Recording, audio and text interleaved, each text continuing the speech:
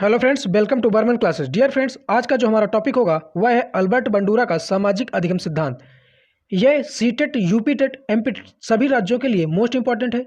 यहाँ से 1 या 2 नंबर के प्रश्न पूछे जाते हैं। यह सिद्धांत आपके लिए उतना ही महत्वपूर्ण है जितना आपके लिए जीन पियाजे, कोहलबर्ग और वाइगॉट्स्की का है।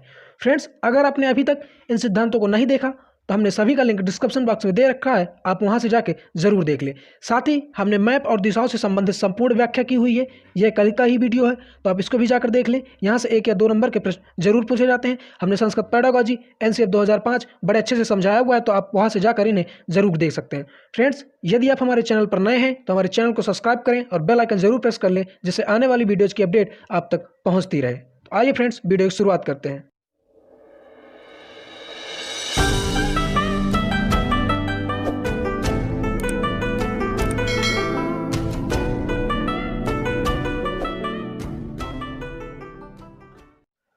फ्रेंड्स, हम देख रहे हैं अल्बर्ट बंडूरा का सामाजिक अधिगम सिद्धांत। इनके सिद्धांत को सामाजिक अधिगम सिद्धांत के नाम से जानते हैं और ये कनाडा के निवासी थे। इन्होंने 1977 में सामाजिक अधिगम सिद्धांत का प्रतिपादन किया। इनके सिद्धांत को सामाजिक अधिगम सिद्धांत कहते हैं और इसे सोशल लर्निंग ऑफ थ्योरी के नाम से भी जाना जाता है। तो फ्रेंड्स, यह पॉइंट आप समझे।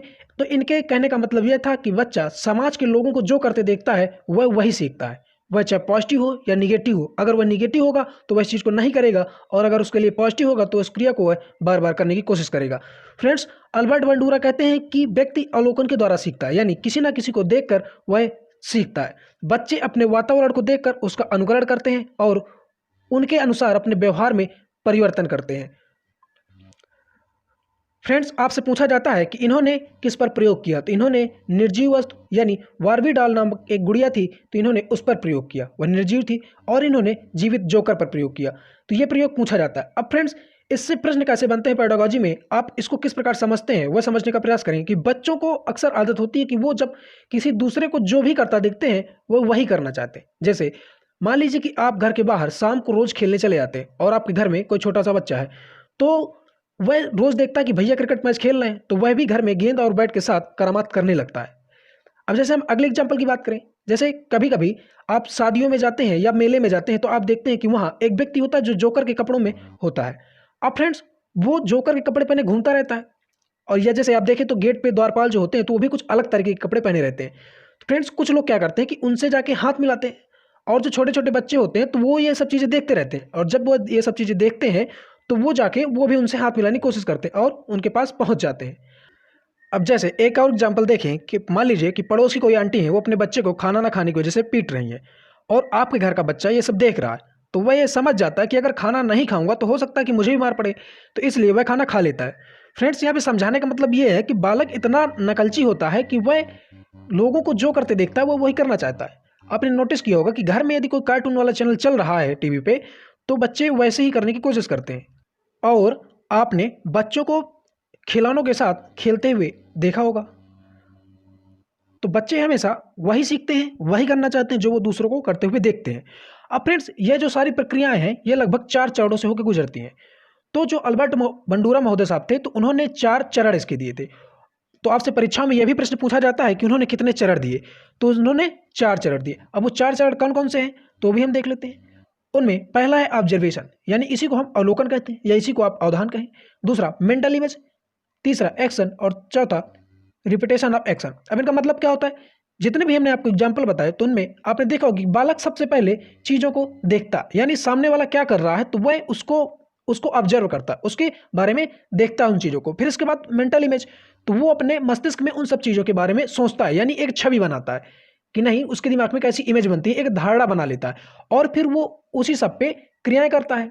यानी मान लीजिए कि आपने किसी खिलौने की गुड़िया को आपने एक झापड़ मार दिया, बालक ने ये सब देख लिया, तो वह भी वही क्रिया करने की कोशिश करेगा, और फिर जब बाद में वही एक क्रिया एक बार कर देगा तो फिर उसी की वो रिपीटेशन बार बार करने लगता है। जैसे मैंने बताया कि जब पड़ोस की आंटी अपने बच्चे को खाना ना खाने की वजह से मार रही थी और उसने आपके घर के बच्चे ने देखा, तो वो समझ गया था कि अगर खाना नहीं खाऊंगा तो मार खा सकता हूँ। तो वो क्या करता है कि उसने पहले देखा, फिर उसने उसकी एक धारणा बनाई कि यार खाना ना खाने से मार भी पड़ जाती है, तो वो खाना खाने लगा। अब बात जब वो खाना खाने लगा तो बार बार उसने सोचा कि अब वो उसके रिपीटेशन मतलब बार बार उस चीज़ को करने लगा, यानी वो उसकी क्रिया बन गया, जिसको बार बार दोहराता है। तो फ्रेंड्स इस प्रकार से इनके चरण गुजरते हैं। अब फ्रेंड्स आगे बात करें, एक चीज़ और आप नोटिस करें, जो हमारा सामाजिक अधिगम सिद्धांत है यह हमारे अल्बर्ट बंडूरा साहब ने तो दिया, लेकिन जो हमारा सामाजिक सिद्धांत है यह वाइगोस्की महोदय ने दिया था।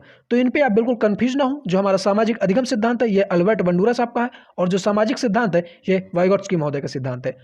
आगे चलेंगे, इनके कुछ हम और चीज़ें देखेंगे। इन्होंने एक पुस्तक लिखी, social foundation thought and action, यानी इस पुस्तक में इन्होंने सामाजिक अधिगम सिद्धांत के बारे में जितना जानकारी मिलती है सब इस बुक में आपको मिल जाती है। तो यह बुक भी आप ध्यान देंगे, social foundation thought and action, ये सामाजिक अधिगम सिद्धांत के बारे में इसमें बताया जाता है और ये अल्बर्ट बंडूरा साहब की किताब है।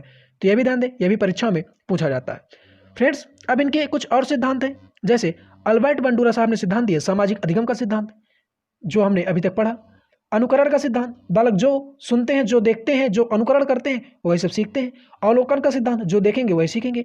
निर्देशन का सिद्धांत, जैसे वो किसी को देखेंगे फिर वो अगर सकारात्मक नकारात्मक होगा तो उस तरीके से वो निर्देश पाकर इसको सीखते हैं।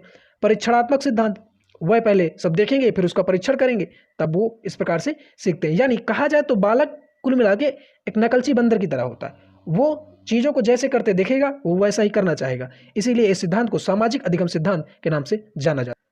तो हमने क्या क्या पढ़ा, हमने पढ़ा कि अल्बर्ट बंडूरा जो साहब थे इन्होंने सामाजिक अधिगम सिद्धांत दिया, इसी को सोशल लर्निंग थ्योरी के नाम से भी जानते हैं, और इन्होंने जो सिद्धांत प्रतिपादित किया वह 1977 में किया। ये कनाडा के निवासी थे, इनकी जो पुस्तक थी वह थी social foundation thought and action. Friends इतना सब हमने इसमें पढ़ा।